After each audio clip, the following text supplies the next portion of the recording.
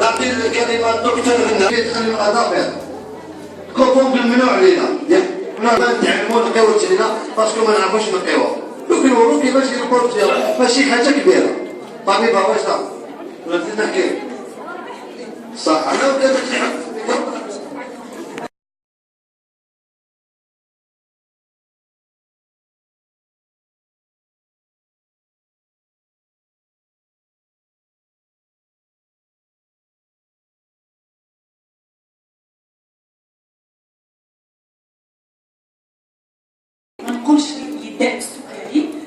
On va faire un petit rappel pour nous et pour vous. On va réviser un peu le diabète.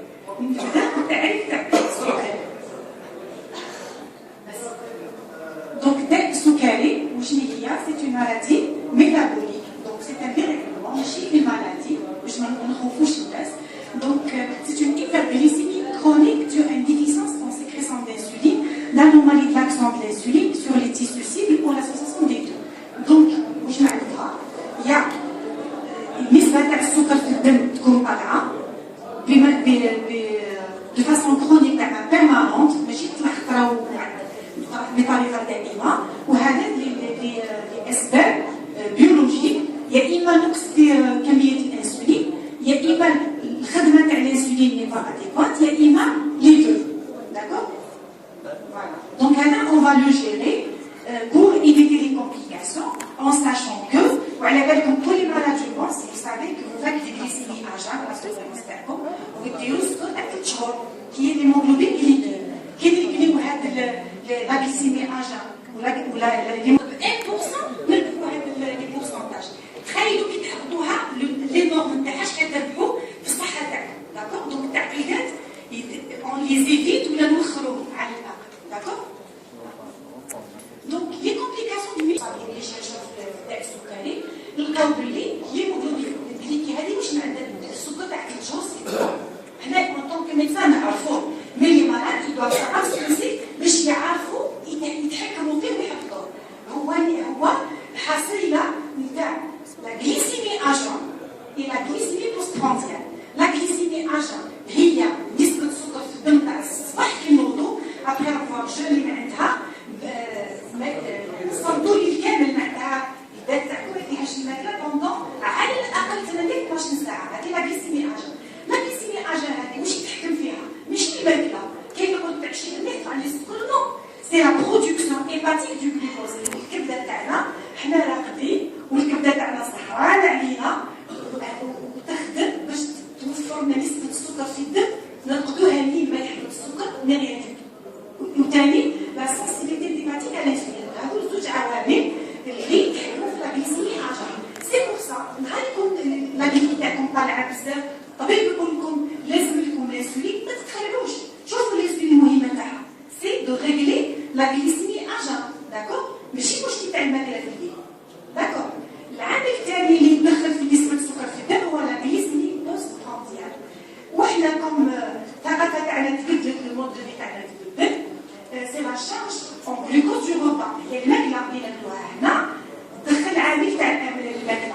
دونك لا شارج اون غلوكوز دو روبا لا سيكريسيون انسولينيك بريكوس لا سنسيبيتي انسولينيك دي مسكل اي دو فوا. دونك نسبه تاع السكر في الدم يتحكموا فيها هاد العوامل اون ساشون كو كيما انتم كيما تو الموند ناكلوا الصباح بارفوا اون اون كولاسيون على 10 نفطروا على 12 نزيدوا على 5 ناكلوا ماشي نقول ساعات ناكلوا يا اخي هكذا وزيدوا في العشاء. دونك الاستوما تاعنا راهي معمره من اللي نوضوا الصباح حتى نرقدوا. عندكم ديابيتيك اونكور اللي ساكنه عندهم مشكل في المعده هذيك اللي غالونتي ما تريحيش الماكله هذيك ما يكونش وقت فراغ فيها تكون فيها الغليسيمي محفوظ. دونك رانا اون هيبر غليسيمي بوست برانديال بيرمانونت. وهاد لا غليسيمي بوست برانديال بيرمانونت هي العامل الاول اللي ياثر في التعقيدات تاع السكر. دونك essayez d'avoir les deux équilibrés d'accord. والتعقيدات هادو اللي كما قلنا القلب الشرايين كلشي الاعصاب كلشي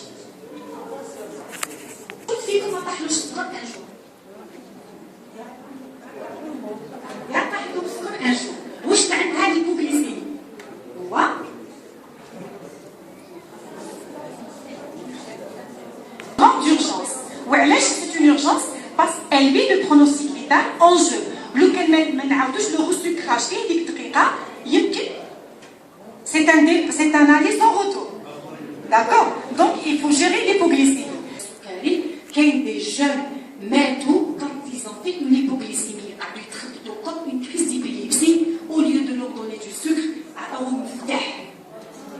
Et je garde un mauvais souvenir. نهار كنت نقرا داء السكري جاتني يماه قالت لي دار لا كريز درنا له المفتاح مات. باسكو سا دون ان تابلو نورولوجيك نيرفوزيتي صح كي تقلق يخفق تلحق حتى لا كريز ديبيليبسي معناتها يكونفيوز باغ تيم اي لي جون بونس سي نورولوجيك كريز ديبيليبسي هي ايبوغليسيم. دونك حذاري من السيل النورولوجيك هذا واحد يقلق ولا نيرفو ولا ما تقولوش بلي هو زعما تشوفوا عليه وتخليه. Il est en train de faire une hypo. Donc, vite, agissez en lui donnant du sucre. D'accord? Surtout, un des insuliniques, il y a un petit cas d'insuline, ou un des malades qui prennent les sulfamides. Et بعض الأدوية تحبط السكر. Donc, المريض لازم يكون يعرف كيما الداونيل، كيما الأماريل كيما النوفونوم هذو اللي يحبطوا السكر. Donc, il faut vous surveiller. لازم كي تعرف أعراض تاع السكر راهو يحبط، il faut manger. D'accord? L'hypoglycémie, c'est 0,70. Voilà. 0,70 ولا 0,7. ما تخلوش تحط 0,7. بمناسبة اليوم العالمي لداء السكري المصادف ل 14 نوفمبر من كل سنة.